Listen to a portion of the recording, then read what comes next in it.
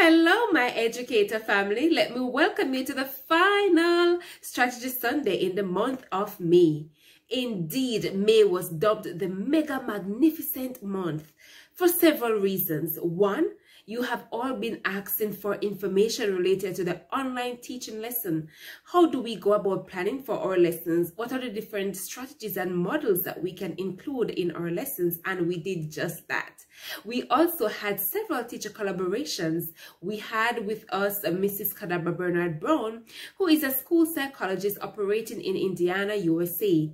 We also had with us Rochelle Harris, who is a science and special educator teacher at Campbell-College in Jamaica, right here. And we also had our favorite analyzer, Mr. Ken Lloyd Smith, who was the Analysis Thursdays specialist that we had with us on Thursdays. We want to thank you all so much for the great collaboration and also for believing in helping us to reach our goal of empowering educators. And so today we have with us some lovely educators, excellent educators who have been on the field in the field of education, and they have been giving quality to our students. So with us we have Nakisha Blake, who is from the Denby High School, and she is an English language educator. We also have with us Mrs. Sharina Williams-Mitchell, who is a science educator from the Roger Clark High School. And we also have with us Mrs. Danisha Gordon Murray, who is also a mathematics teacher and from the school Jonathan Grant High. And finally, but not least, we have with us Mrs. Natalie Gamble-Parchment, who is a computer science and business studies educator at the Roger Clark High School. They will be sharing with us their experiences during online teaching since the beginning of online teaching and how they have strategized their way to ensure that they have been securing themselves as educators as they should, and also preparing our students for the future. Let us have them at this time. Hello, my fellow educators. I am Nakisha Blake, English language educator for 10 years. Today, it is an absolute privilege for me to be featured on Strategic Educational Consultancy Services. I'll be responding today to 3 simple questions. The first, how has my teaching experience been since we have been exclusively online? So I'm going to be responding with 4 words. 1, revolutionary. 2, absolutely new. 3, challenging. But the 4th is very rewarding. I say revolutionary because the world has never yet experienced online teaching in this magnitude.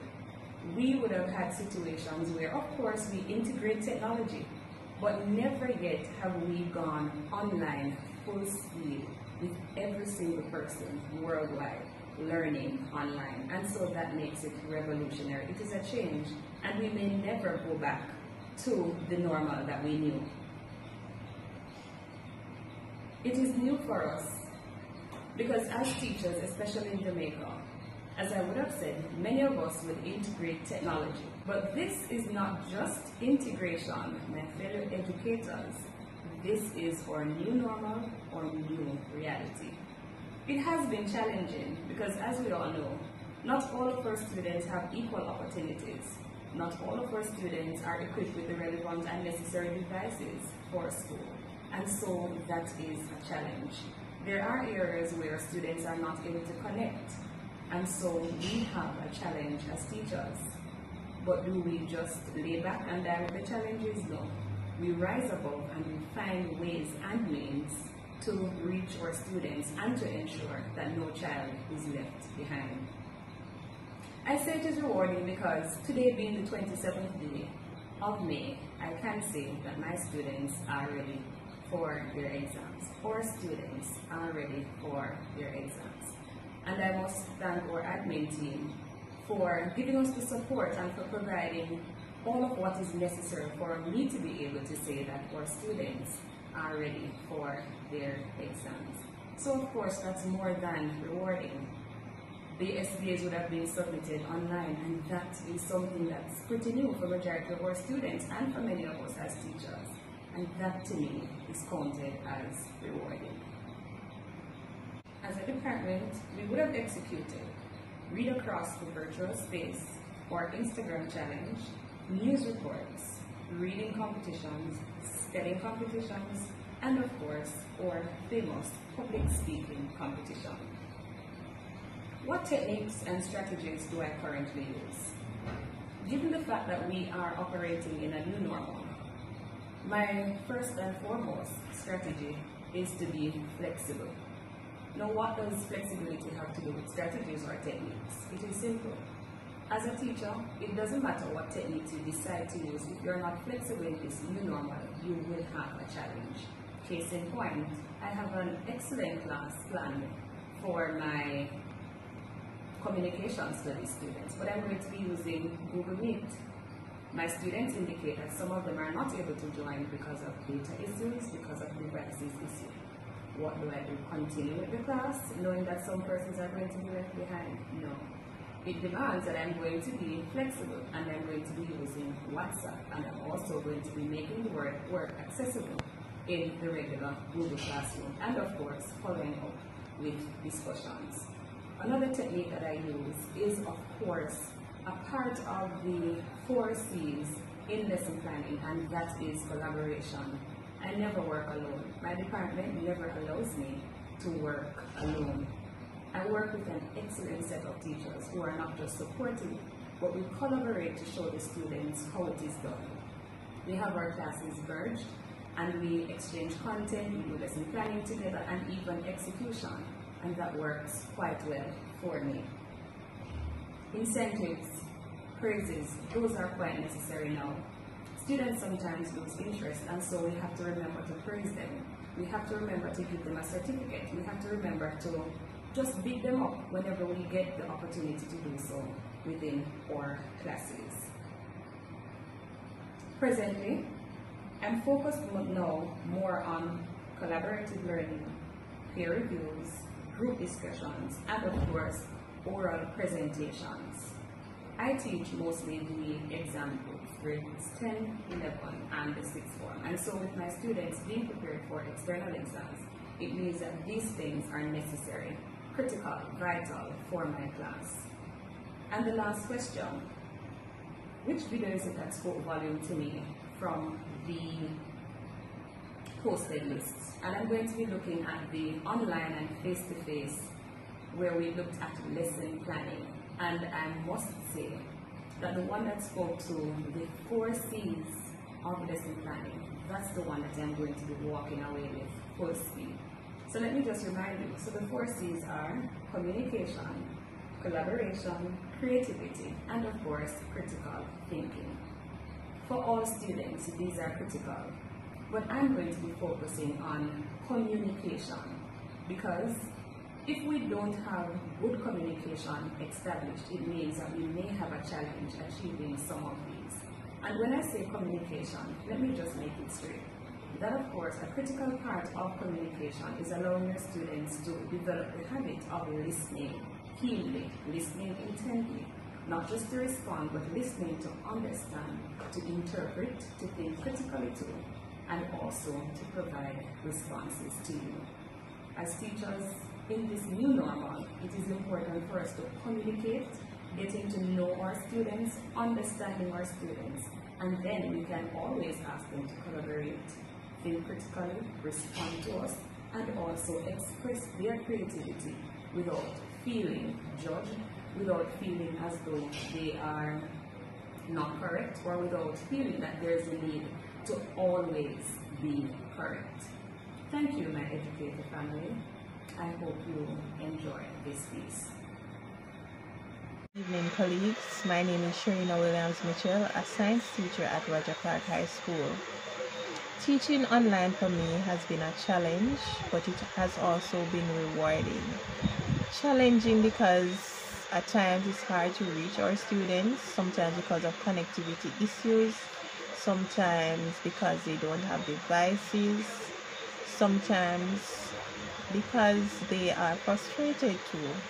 and sometimes maybe they just don't see the seriousness of online because they are not in school, so school is not on. However, it has been rewarding because over time I would have learned how to get in touch with my students, how to reach them, and eventually get them online. Not all of them, but I have been able to reach students, and they are consistently in class, and based on their responses and evaluations that they have completed, I can see that we are getting somewhere. So as I said before, we have students who have connectivity issues, serious connectivity issues, and also students who have no devices. So while we use Google Classroom and we try to use Google Meet, our main mode of teaching or reaching the students is WhatsApp. Yes, WhatsApp, and I teach science. So you may be wondering, how does that work?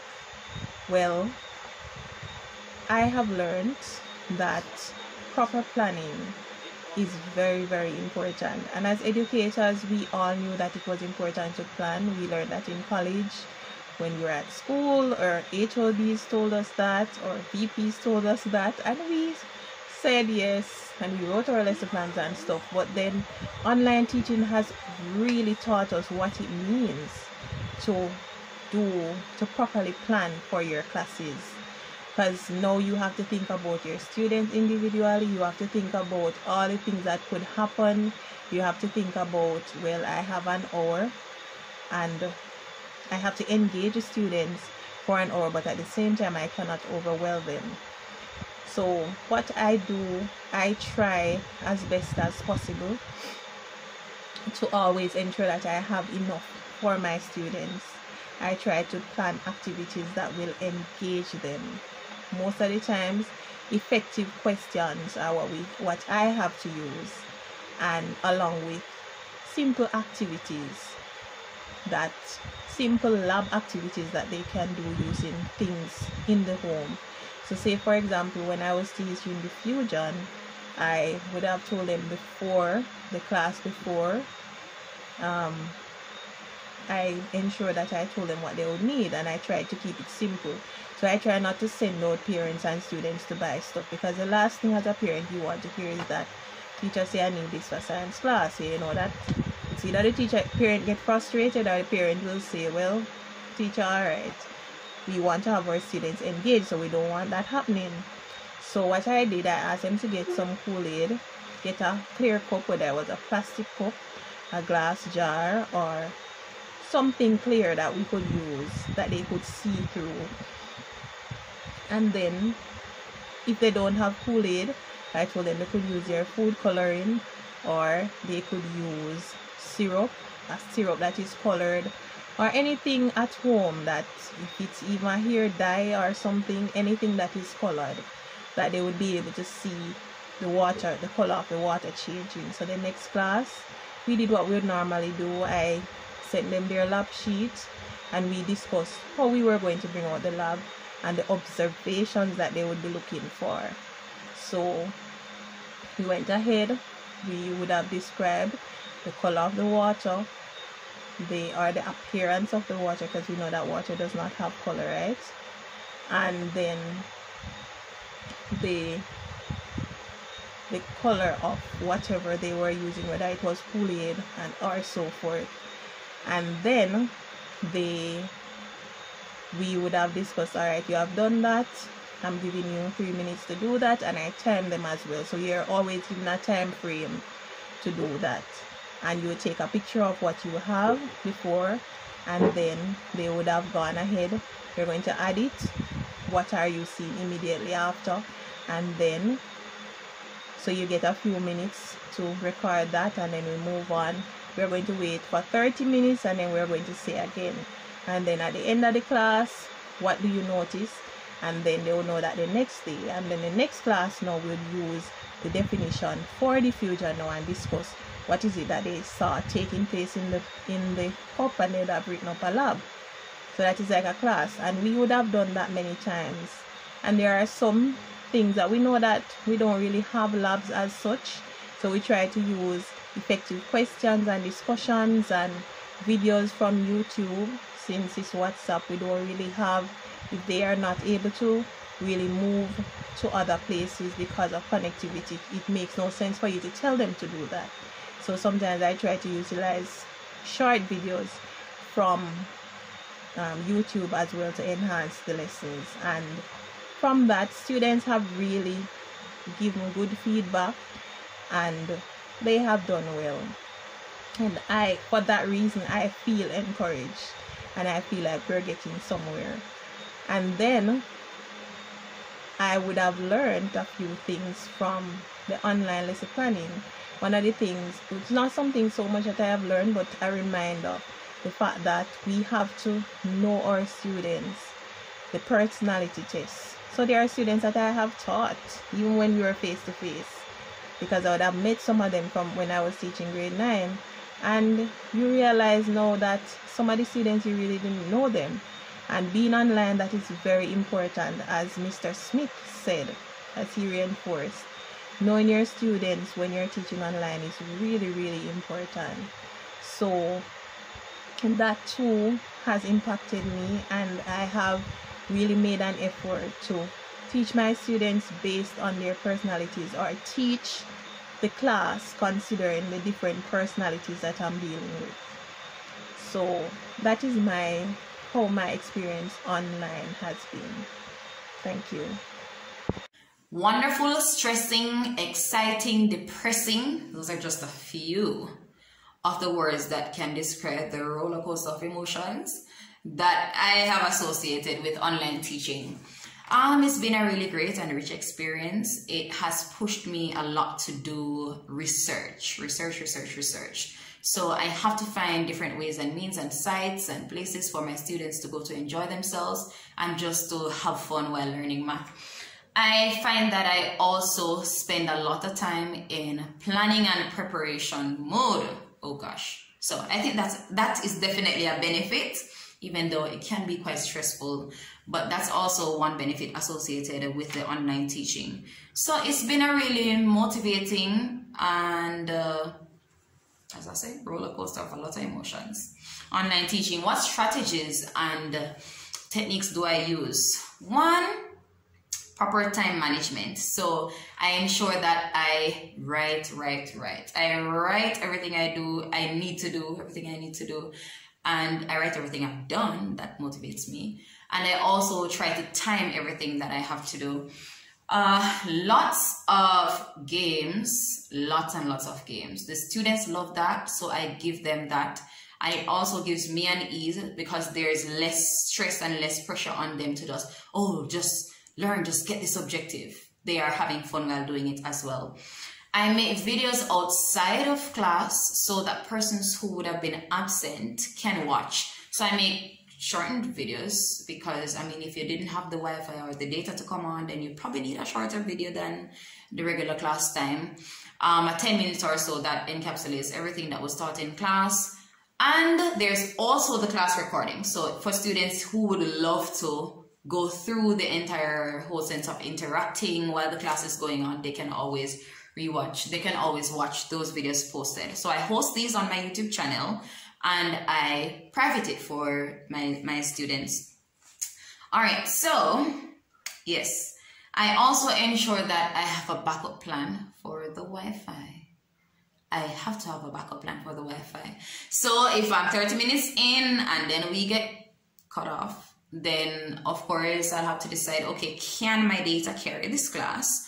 Or can I now go ahead, if we were halfway through the lesson, can I now go ahead and probably upload half the evaluation, half the activity that they're supposed to do in their Google Classroom quick and fast so that they don't waste the remainder of the time and stuff like that. So yeah, you definitely need a backup plan, especially for the Wi-Fi.